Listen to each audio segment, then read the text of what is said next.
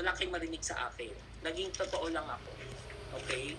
Sa mga nag-bash sa akin, nag-danger akong kaibigan, gusto ko lang din linawin sa inyo, sa tagal ko sa industriya, ang mga kaibigan ko at mga tauhan ko, mga angels ko, almost 30 years na nag-work sa akin, never ako nagkaroon ng ganun na issue. Sana naintindihan nyo yung dinadaan kong depression. Sino man ako, Wilbert Tolentino, compare Zainab Harake. Kung magsabi ako, walang naniniwala sa akin. Kaya nangyari yung screenshot. Pero gusto kong linawin yun, hindi ako masamang tao, mabuti ako at yung sincere ng pagmamahal ko bilang isang kaibigan, alam ng lahat yan. At yung konting kumusta nyo sa akin na pinagdadaanan ko itong ilang days, maraming salamat po sa inyo dahil masakit. Mag-isa lang ako. Kung alam niyo independent ako. Okay? At yung lumabas kay MG na yung anak ko, okay? FYI lang po, 3 yung anak ko, mali-mali ang info nyo. May anak na ako ng 28 years old, may anak na ako ng 27 years old, meron na akong apo. Etong si Little Ka-Freshness ko is ibang story. Lahat yan may story. Ha? Sana mapanood nyo rin yung vlog ko para maikwento ko sa inyo kung ano nangyari sa buhay ko. Di ba, sinashare ko eh. Hindi ko kailangan ikwento dapat lahat, pero ito is parang gusto ko lang i-clear lang sa inyo sa mga nagja-judge sa akin about scammer, about sa ano.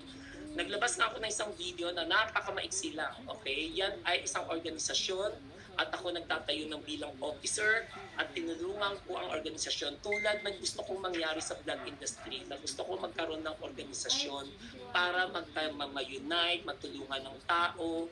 Yung mga kwentong yan, I'm pretty sure na napakalinis ng konsensya ko at bata pa ako. Kung tinatanong niyo ako kung saan ako nanggaling, okay? As San Miguel Corporation, ako po isa sa mga big supplier po. Ako po nagsusupply po ng multinational company at sobrang grateful ako sa San Miguel Corporation. Lahat mula sa Manila Glass Plant po, Pure Foods, doon ako nakaipon, hindi dahil sa mga pinarata sa akin. And Dasa, hindi po kita kilala.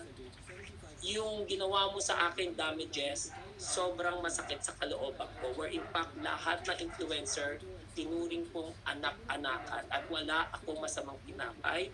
At gusto ko lang din i-share sa inyo, huwag po tayong, pag may nagalit isa, kailangan damay-damay.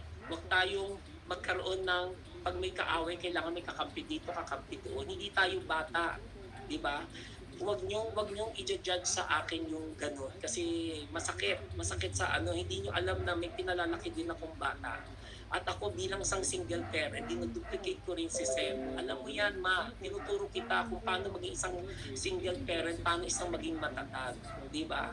At sasabihin pa ako doon sa video ng ni Makagago, gusto ko lang i-share sa inyo, no, this early morning, ito po, yan, nagbayad po ako sa High Precision para mag-test. Okay? Screenshot nyo to, check nyo yan. Suki ako ng High Precision. Ultimo pati HIV. Nandyan lahat ng resulta ko, pati health ko. Malalaman ninyo, hindi ko kahihiyan to. Wala akong sakit. Healthy living ako. At ito po yung resulta. Gusto ko lang din i-share sa inyo kasi masakit sa akin na sabihan ako, nagtitake ako ng pills, nagtitake ako ng drugs. I'm so confident. Ayun. With my picture, siguro nakita nyo, di ba? Negative po. Hindi pa ako nagda-drugs dahil pag nagda-drugs ako, hindi ko mapapalaki ang anak ko ng maayos. Hindi ko mabibigyan ng pagmamahal na kailangan ng isang bata. So sana spread love tayong lahat kasi wala akong masamang tinapay sa lahat ng industriya at in every aspect, wala ako nakabangga. Lahat ng mga friendship ko, more than 20 years, 30 years, kahit na may mga tropa rin ako ng mga doctors, mga 50s, 60s, meron ako talaga mga kaibigan. Jack of all trade ako at friendship talaga ako. Never ako nagkaroon ng kaaway. It so happened, yung damages sa akin ay sobrang sakit. Pinagdaanan ko. Kung napapansin niyo yung nag-release ako ng video, wala pa ako sa hulog.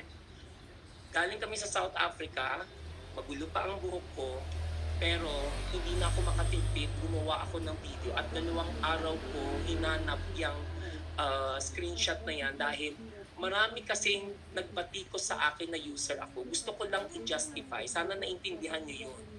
Kaya nga, sabi ko nga itong live ko neto, gusto ko worth it at lahat kayo, spread love tayo.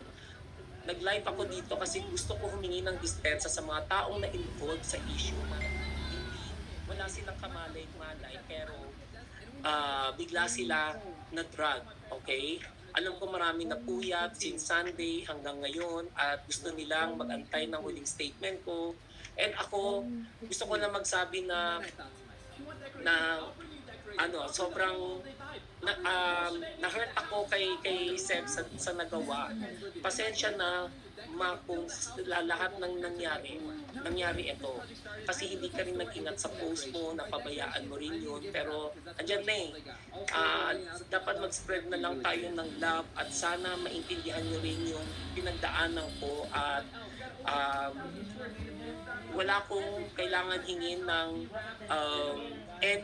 wala akong dapat i-explain kasi wala akong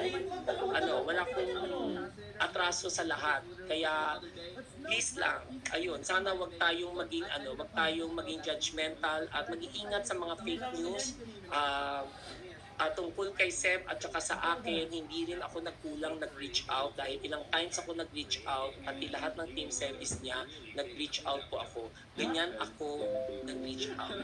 At during that time, alam ko si Seb nangangailangan ng nakiusap siya sa akin na puntahan mo ako. Sabi ko, sige, kapag medyo hindi ako busy, pupunta ako. Yun yung time na sobrang busy ako kay Herlene. Yan yung period ng April hanggang itong August na contest niya sa Binibini. Sana naintindihan mo hindi naman kita iniwan eh.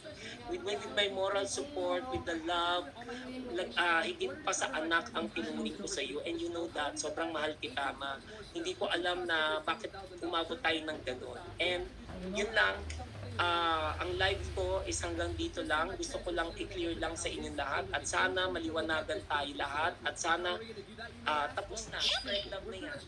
So, nabasa ko na rin ang mensahe niya. So be it na. Tapos na tayo dyan. Moving forward na tayo lahat and let's spread love po. Magpapaalam na po ako sa inyo dito at ito lang ang huling message ko sa iyo, Seb. Basta naging totoong kaibigan ako sa iyo.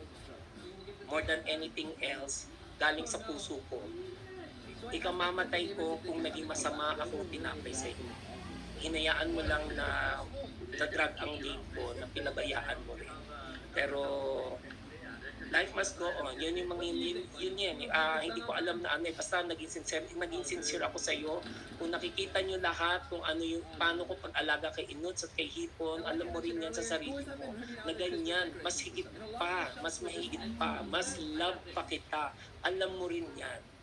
So, yun lang. Sana makapag-move forward na tayo para alam ko kasi yung stress na dadaanan mo rin. Ako rin, na-stress din ako nung nabasa ko yung post. So, let's move forward and yun lang po. Kung you still need me or anuin mo ako, one call away, nandyan lang din ako. Kung gusto mo ako makausap personal, okay ako. Pero hindi na ako nagkulang sa iyo. Yun lamang po. Maraming salamat po.